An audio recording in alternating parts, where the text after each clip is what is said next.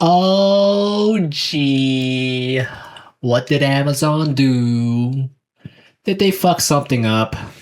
Now, I'm not anti-corporate or anything, but there's this fatigue going on where corporate they just get away with stuff, right? And also they lobby a lot, so politicians that take bribes will help them with laws. Like I think Uber was trying to pass a bill in San Francisco to reduce the amount of compensation they have to make for the passengers that are injured in the cars. They want to make the driver themselves more liable versus the company Uber. So I really don't feel sorry for companies getting screwed over. Hey everybody, how's it going? Hope you're having a lovely day. Welcome to today's episode of Hey You're Not Getting Fucked If You Live in Australia. I'm your host, Louis Rossman. Yes, I know I'm wearing sunglasses indoors. Today's one of those days where I just can't stare at studio lights. I just don't have it in me. If I turn off the studio lights, my video looks like this. And if I turn them on and I take the sunglasses off, it's just... ow. Yeah, there are just some days, I don't know what it is, I'm just not able to look at them without just being very, very aggravated. So today what I wanted to do is I wanted to go over again what happened with Amazon a year and a half ago and then a month ago. Amazon is a service that with Prime where you sign up and you usually pay by the year. It's different from Spotify or Netflix where you pay by the month. So if Netflix changes something on you, if they remove a show or a program that you really liked, or Spotify changes something that you don't like, it sucks, but at the end of the month you stop paying them. With Amazon Prime, if they've done something you don't like, because you usually pay by the year, if they do something that I don't like next week, but I paid for the year now, that means for 11 months and 3 weeks, I'm stuck with something that sucks. And that's really offensive. What they did here is they changed things a year and a half ago so that if you were paying for Amazon Prime, you would see ads in video unless you paid an additional fee. And they recently did that with music as well. So many people who were signing up for Amazon Prime wanted to sign up for Amazon Prime because, look, I could watch these videos without seeing ads. That was the primary driving feature for a lot of people that wanted to pay for it. What the fuck?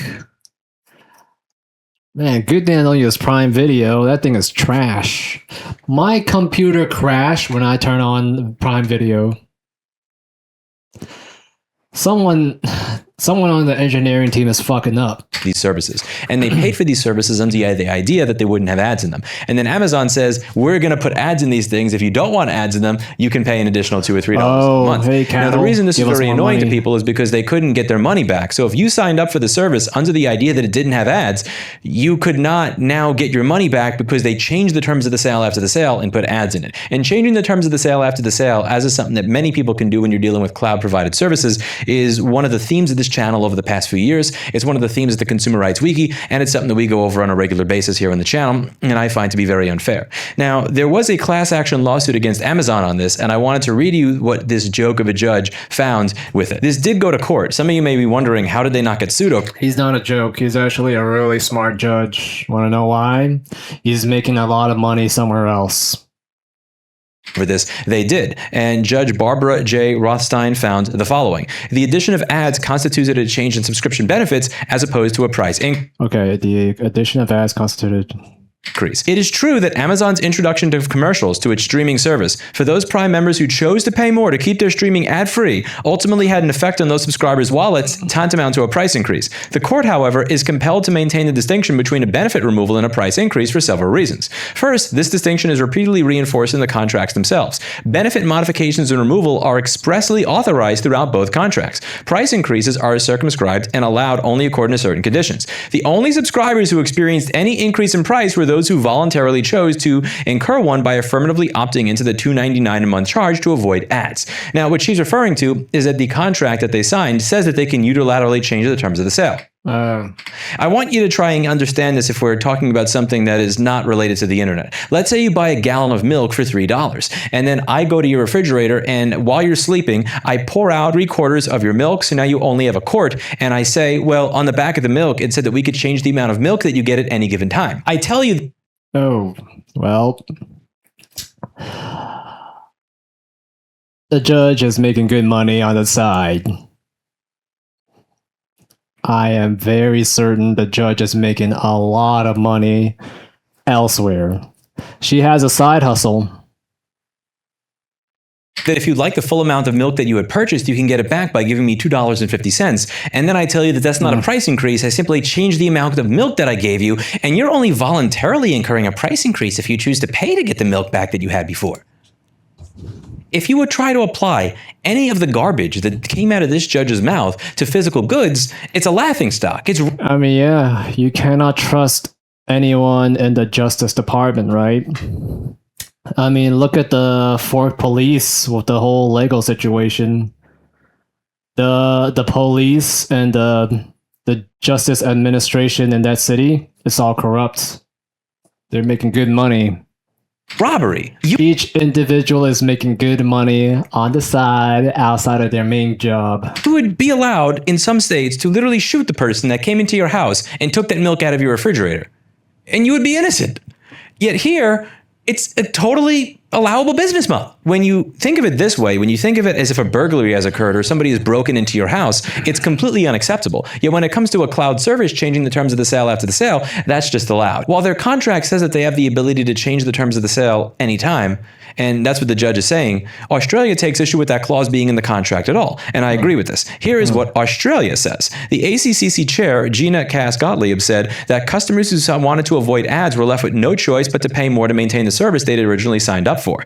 Those contracts included 5 terms permitting Amazon Australia to unilaterally make materially adverse changes to its services, including but not limited to Prime Video and the terms governing those services without any contractual entitlement for subscribers to receive refunds or other meaningful redress. The Australian consumer law names this clause directly here. Section 25 of the Australian consumer law provides examples of potentially unfair contract terms, which includes terms that permit one party to unilaterally vary the terms of the contract or the characteristics of those services to be supplied. In America, the judge said that benefit modifications and well, that means you whatever we signed on, you cannot really adjust the contract drastically. They can still adjust the contract drastically, right? I do believe that companies have a right to adjust the price of a subscription service, right? Like, you know, back then in the 70s, it cost, I don't know, like $5 to get cable. I believe that companies do have a right to increase the price, right? Not egregiously to what it is now. I think my family pays like $80 for basic cable. But that's just my family. I don't know about you guys. I know people that pay $300, but they also have some other stupid channels, and you know, cable and all is pretty stupid to begin with. It's boomer entertainment. I think it's one of the most brain dead forms of entertainment you can ever have. Cable. But yeah, you know, like Amazon is trying to bump up these crazy side charges, surcharges, hidden charges. I think that should be illegal. I think that should be absolutely illegal. And I feel like whenever they make these violations, they have to pay back everything. The government has to enforce them to pay back all the hidden charges, the bullshit charges back, or at least like give it back to the government. I don't really have a problem with people not getting their money back, but at least like I want the money to be pulled out of the company's reserves. Removals are expressly authorized through both contracts. In the ACC statement, the proceeding concerns unfair contract terms in standard form consumer contracts made by Amazon Australia with over 1 million annual subscribers to Amazon Prime between November 1st, 2023 to August 18th, 2025. Those contracts included 5 terms permitting Amazon Australia to unilaterally make materially adverse changes to its services, including but not limited to Prime Video and the terms governing those services, without any contractual entitlement for subscribers to receive refunds or other meaningful redress. Now, the problem here that they're focusing on, and I agree with, is the idea that you could sign a contract and then put within the contract that the contract can change at any time.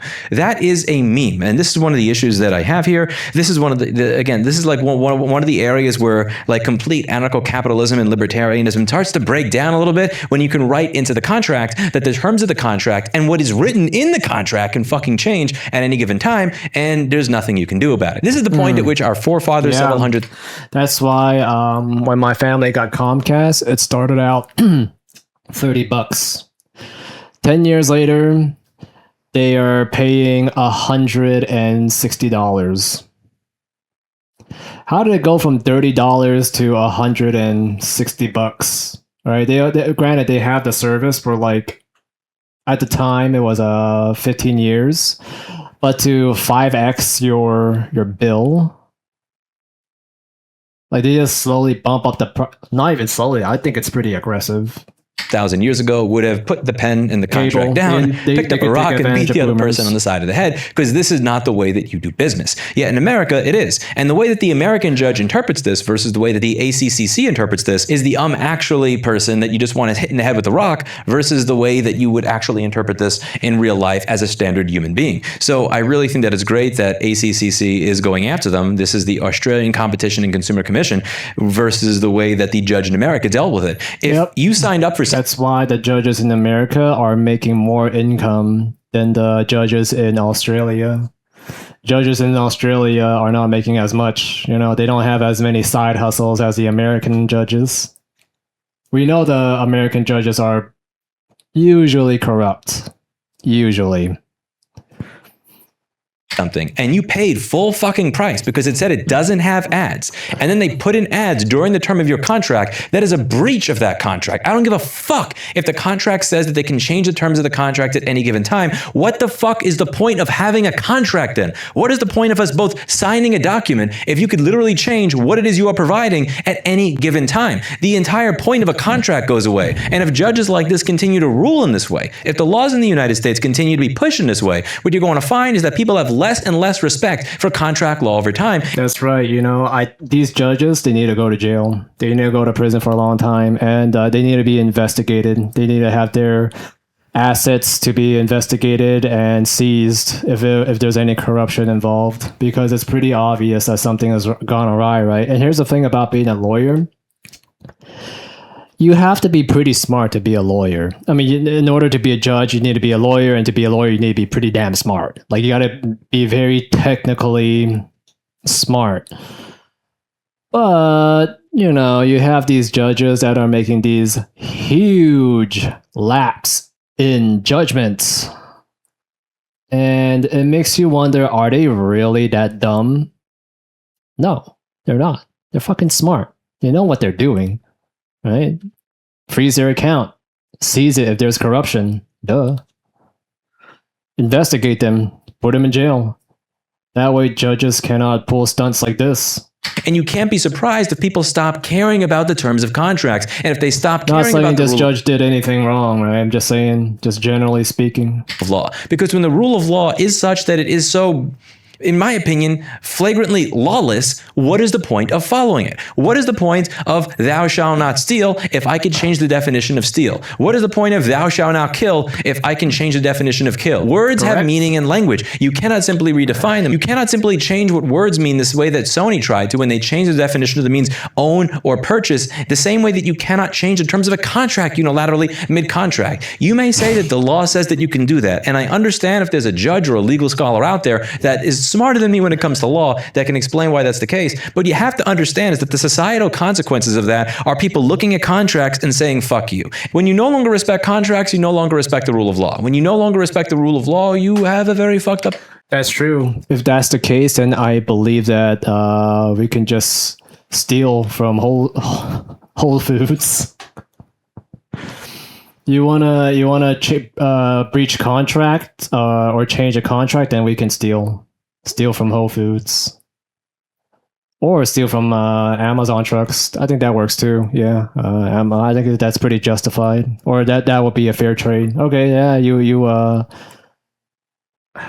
you downgrade my service for Amazon Prime. Okay, all right, then it should be legal to steal from Amazon trucks. All right, not other trucks. Society. And the thing is, I'm not against people that look at these contracts and say, I no longer respect contracts or the rule of law. I completely understand where you're coming from, because these contracts are complete fucking ridiculous. And I'm hoping that the people that watch this, that have anything to do with American consumer protection, are paying attention to this, because you have over 300 million people in this country that are staring at this type of stuff every single day. Every day, there's just a little step forward towards this. And they're just starting to say, I don't care. I don't care what the law says. I don't care what the contract says. Fuck you. This doesn't make sense by my law, by my morals, by my ethics. And when 99% of everyday people can look at this and say, that's bullshit, and you just have somebody say, yeah, whatever. Yep. you're going to find that a lot of people stop respecting the rule of law. I think Australia's take on this makes a lot of sense, and I approve of it. And I am ashamed. Yeah, Australia, they're super aggressive with laws. You try to break the laws, they're going to tear your ass apart. They really will. They will obliterate you. They're very strict on laws, believe it or not. Yeah, there's like the whole situation with the immigration problem right now.